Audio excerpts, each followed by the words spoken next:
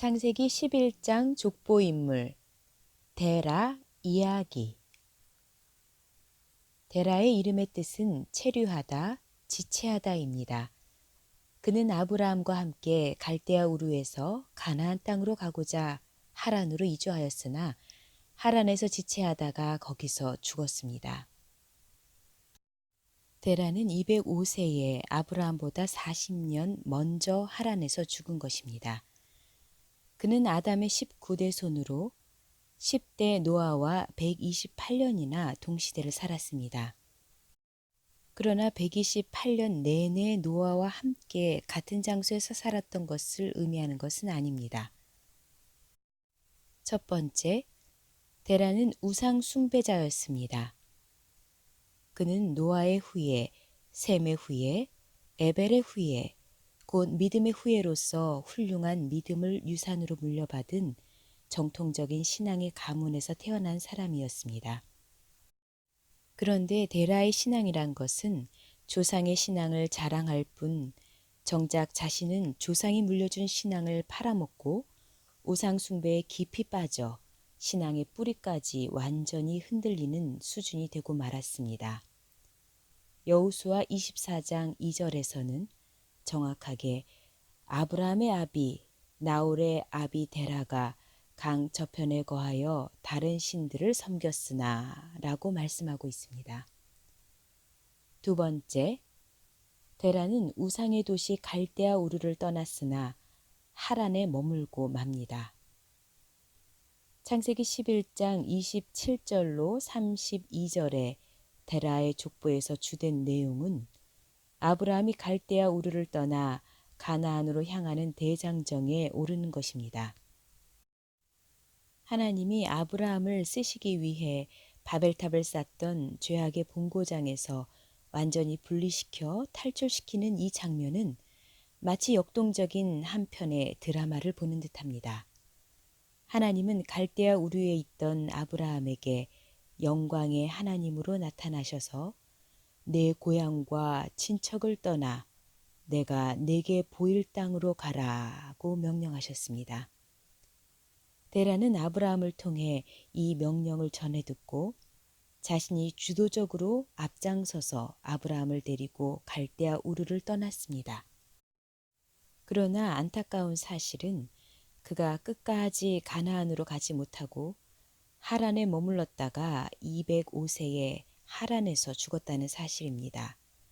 실로 지체하다라는 데라의 이름대로 된 것입니다.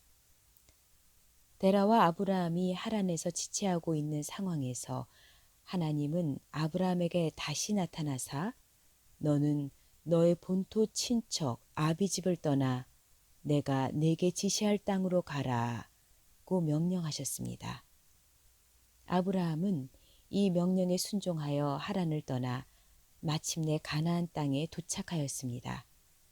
이제 하나님의 새로운 구원 역사는 아브라함을 중심으로 이루어지게 됩니다.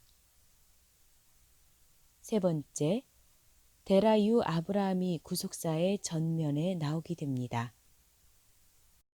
셈의 족보는 누가 언제 누구를 낳고 몇 년을 지내며 자녀를 낳았다는 형식으로 기록되고 있는데 창세기 5장과 달리 향수하고 죽었더라가 생략되어 있습니다. 단지 데라 한 사람에게 향수하고 죽었더라로 기록하면서 창세기 11장은 데라의 죽음을 부각시키고 있습니다. 이렇게 창세기 11장의 족보는 데라의 죽음으로 끝을 맺고 있습니다. 하나님을 배반하며 대항하기 위해 시끌벅적했던 바벨탑을 쌓던 소리도 이제는 들리지 않습니다. 벨렉과 루, 수룩과 나홀 등 신앙의 후손이라는 사람들이 보여준 육체주의 신앙의 냄새도 더 이상 풍기지 않습니다. 데라의 죽음과 함께 저 멀리 사라지고 잠잠해졌습니다. 그리고 오직 아브라함 한 사람이 구속사의 전면에 등장하고 있습니다. 정통적인 신앙 계열의 셈 자손조차 세상과 하나가 되어 우상 숭배로 얼룩진 생활을 하던 흑암 속에서 하나님은 아브라함 한 사람을 찾아 급히 이끌고 나오신 것입니다. 바벨탑 사건 이후 인간들이 죄악의 수렁 속으로 빠져들어가므로 하나님의 구원 섭리가 단절될 뻔하였으나 데라의 죽음을 끝으로 셈 계열의 어둠의 역사는 깨끗하게 종결되고 하나님은 아브라함을 택하심으로 새로운 구원 역사를 진행시키신 것입니다. 셈의 하나님은 에벨의 하나님으로 그리고 이제 아브라함의 하나님으로 연결되고 있습니다. 홍수 이후 함의 범죄로 신앙 계열에 먹구름이 끼었지만 셈의 하나님을 찬송하리로다 했던 한 줄기 소망의 말씀 그대로 셈의 후손 중에서 아브라함이 선택됨으로 전 인류에게 구원의 길이 활짝 열린 것입니다.